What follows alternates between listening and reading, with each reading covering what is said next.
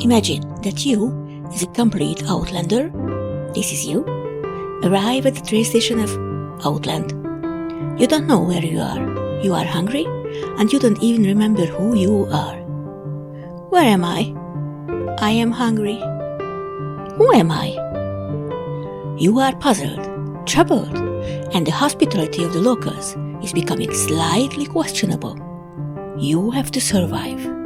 Now, you stand here. Hi, my name is Andy. Let's jump in the middle and try to translate those 3 sentences, just to show you what I'm planning to do in my videos. Let's start with Hungarian. Where am I? Where? Hol. Én. I am. Én vagyok. Where am I? Hol vagyok? Vagyok is the inflected form of lenni, what means to be in Hungarian. The pronunciation of J is a bit tricky. You say a D sound with the middle of your tongue, then you say a Y sound. Think of Dyatlov in the TV show Chernobyl. You can leave the personal pronoun én out. The word vagyok already shows that you are talking about yourself. I'm hungry. I am vagyok. Hungry, éhes. I am hungry, éhes vagyok. Again, you can skip the personal pronoun. Who am I? Who? Ki. I am vagyok. Who am I? Ki vagyok, or ki vagyok én. Here, just to emphasize that you are searching for yourself, you may use the personal pronoun. Still, when you leave it out, the sentence means just the same. Let's move on to German. Where am I? Where? Wo? Ich. I am. Ich bin. Where am I? Wo bin ich? Bin is the inflected form of sein, what means to be in German.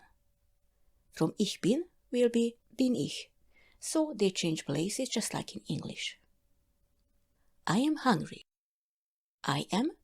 Ich bin. Hungry. Hungrig. I am hungry. Ich bin hungrig. Or ich habe Hunger. In the second case, the German language uses a possessive structure. Habe is an inflection of haben that is used to express possession in this case. Please keep in mind that all nouns are capitalized in German, and every noun has a gender, feminine, masculine or neutral. Hunger is masculine. Who am I? Who? Wer? I am. Ich bin. Who am I? Wer bin ich? Now let's go on with Spanish. Where am I? Where? ¿Dónde? Yo. I am. Yo estoy. Where am I? ¿Dónde estoy? As you see, you can leave the personal pronoun yo out, just like in Hungarian. Estoy comes from estar, that expresses existence in Spanish and means to be. I am hungry. I am. Yo estoy. Hungry. Hambriento. Hambrienta. I am hungry. Estoy hambrienta. Or tengo hambre. The second sentence is used more often. Just like German, Spanish uses a possessive form. Tengo comes from tener, and it is used for saying that you own something.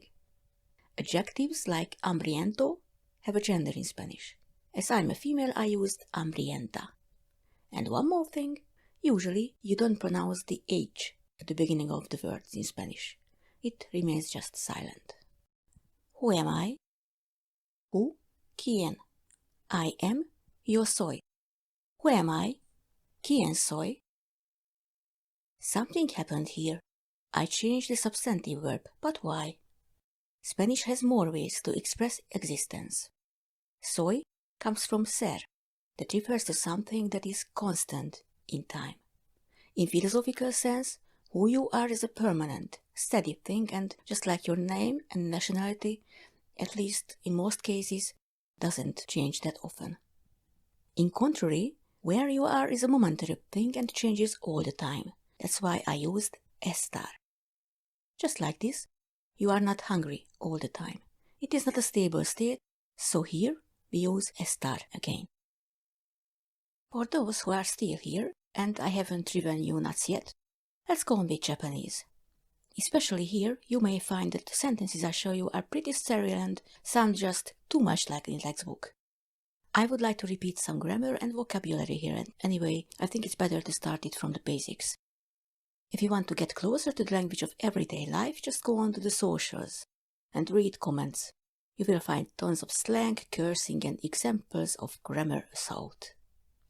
So let's go on with the first sentence in Japanese. Where am I?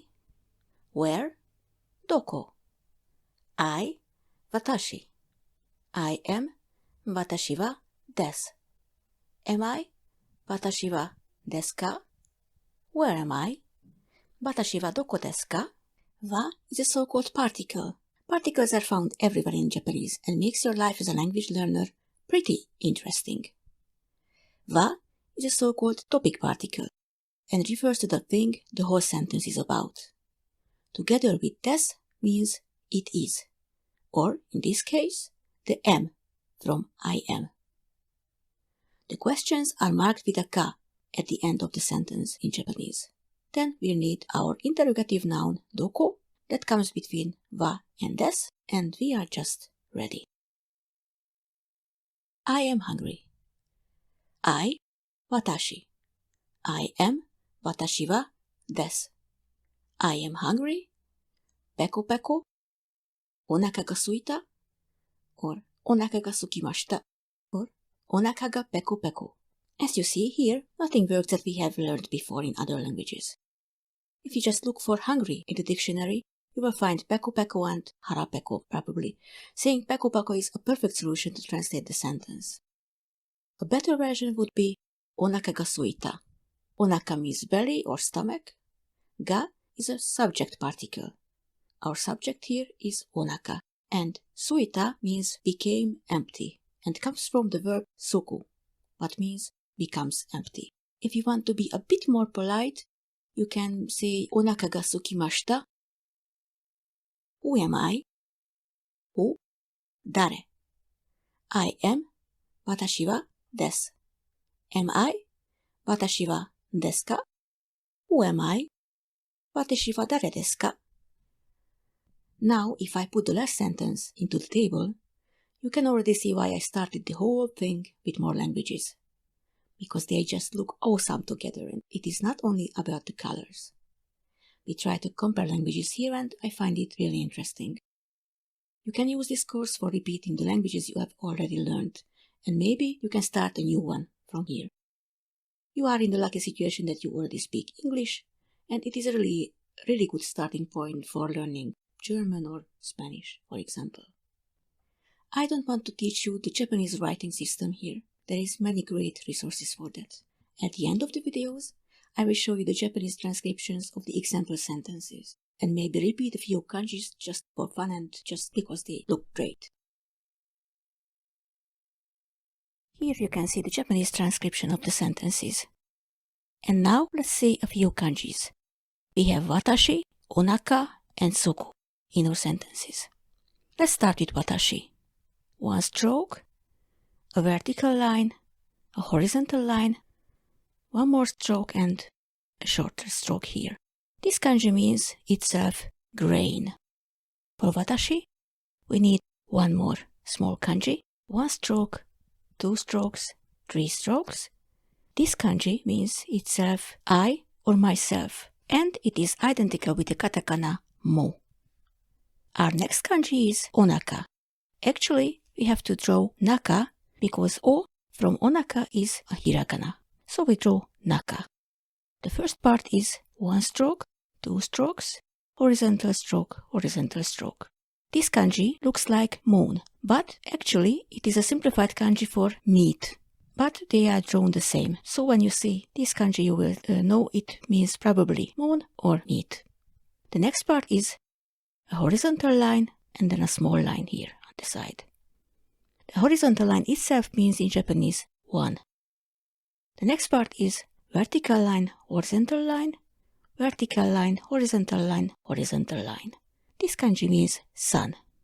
And the last part, one small stroke, horizontal line, longer stroke, one more longer stroke. This kanji means late or delayed. This whole kanji means together naka, and with an O, this onaka or stomach or belly. Our next kanji is soku, to get empty. We have to draw only so, because ku we'll edit as hiragana. We draw a small stroke, then a small stroke and a horizontal line, then a small stroke again. This kanji means itself roof. Then we add two more lines.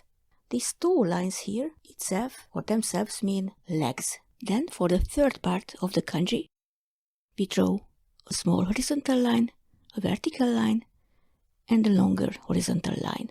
This part means craft or construction or factory worker.